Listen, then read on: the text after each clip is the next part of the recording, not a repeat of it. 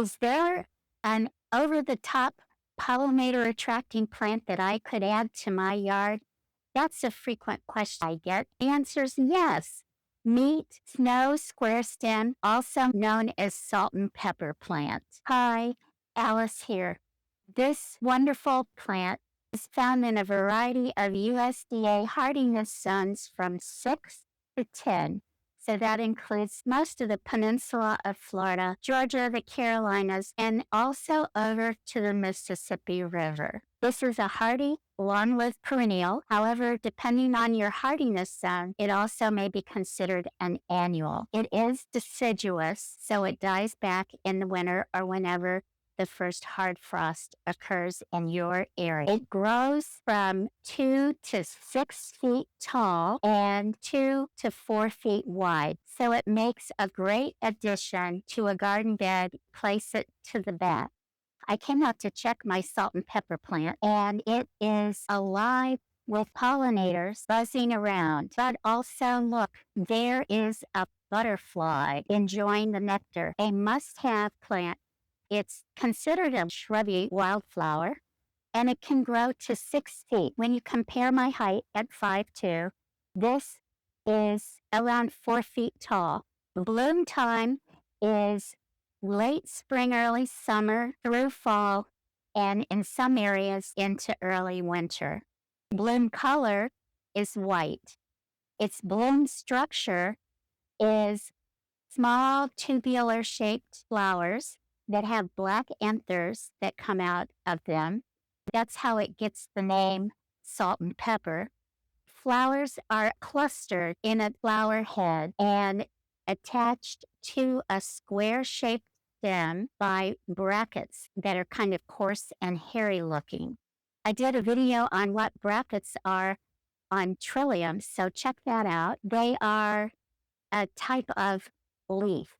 Stems being square, you can guess that's how it gets its other common name, Snow Squarestem. The characteristic growth form, it's open, and you can see many branches. Off of each branch is a beautiful cluster. Snowy white flowers. If you look closely, you can see at the tips of the flowers, there are black anthers that are coming out, and that's where the pollen is. When the bees come for the nectar, they'll also brush against those and get the pollen. We working on the plant, carefully going into each of the white tubular flowers. So that takes it a while to go around. But because the plant has what I call an open-faced landing pad, it's easy for the bees to use this plant as a great source of nectar and pollen. The stems are squarish looking as opposed to round. If you look at the back of one of the flowers, you'll see these rough, kind of hairy looking, those are the brackets. They're a modified type of leaf, and that's what's holding the bloom head in place. It can have a lot of branches, and while it is considered an upright growth form, it also can get leggy or sprawling looking. You can cut it back if you need to have a tidy, contained plant, but personally, I never cut mine back because I want as many branching areas on this plant as possible so I can attract the max number of pollinators, butterflies, and hummingbirds to my garden. This plant is easy to propagate by either cuttings from the stems or by seed, and it is considered a reseeder. It's best to check with local growers in your area or companies that supply seeds where the plants are propagated in your region. You always get the best result. For plants that are growing in pots, there are many native nurseries that may be propagating this plant. So again, check out with local reputable sources of native plant growers. In Florida, the go-to seed place for native plants is the Florida Wildflower Growers Cooperative. Resources below. To purchase plants, there are a variety of native plant growers in Florida, and I would check out those listed in the resource section. Sun requirements are full sun to partial shade. Full sun would be 6 to 8 hours a day, and partial shade is 6 or less hours per day. This plant is known for being adaptable to a variety of growing conditions: sandy soil, loamy soil, clayey soil. The pH range is very wide, acidic at 4.5 to alkaline, a pH of 8. That covers a lot of territory in the southeastern part of the United States.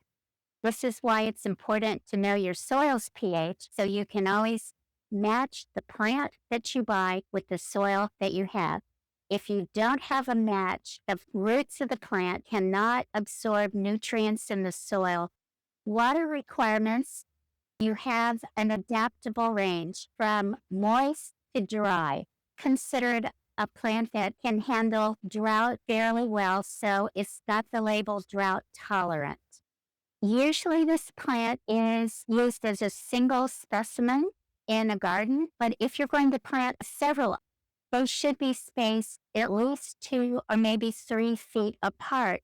You want to have good air circulation, and because the plant's a little bit straggly and rangy, you don't want limbs of the plants growing together. There are many uses for this plant, and for your yard, consider it for a pollinator garden, a wildflower garden, bee garden, a native plant garden, a hummingbird garden, a mixed flower garden. Additional landscape uses are in meadows where you're not going to mow and you can just let it grow and be in a natural setting. One of the main uses of this plant in habitat restoration. The reason is it's a huge win for pollinators, bees of all kinds, other insects that pollinate our crops and our flowers. And because it tolerates such a wide range of soils, there are many companion plants that go well with this. Because of its growing conditions, full sun, and the range of moisture in the soil, some plants that I'm using in my garden, all of these would be considered companion plants because they require the same sunlight, water, and growing conditions. Black-eyed suzerains, narrow leaf ironweed, native plant, variety of blooming plant, coreopsis is blooming. Here is a monardia called dotted horsemint blooming in the fall. I have liatris growing, some solidagos, plenty of blanket flowers, and starry rosin weeds. All of these plants are big pollinator attractors. Frequently unknown or unrecognized native wildflower, a pollinator attractor to the max. So from an ecological standpoint, just putting a single plant in your garden can attract the insects, the native bees, other bees. So beneficial for our farmers who are trying to grow crops and need crops pollinated. Also for the plants growing in your garden that may need pollination. It's great for habitat restoration projects, and it can help establish a vibrant, thriving ecological system in your yard for the benefit of all the little things that matter most. And if they thrive, we thrive. My 3 quick tips for gardening success with this plant. Full sun, it does best, and it blooms best. Moderate water, don't overwater, because this plant is susceptible to root rot if the soil is too moist for too long a period of time.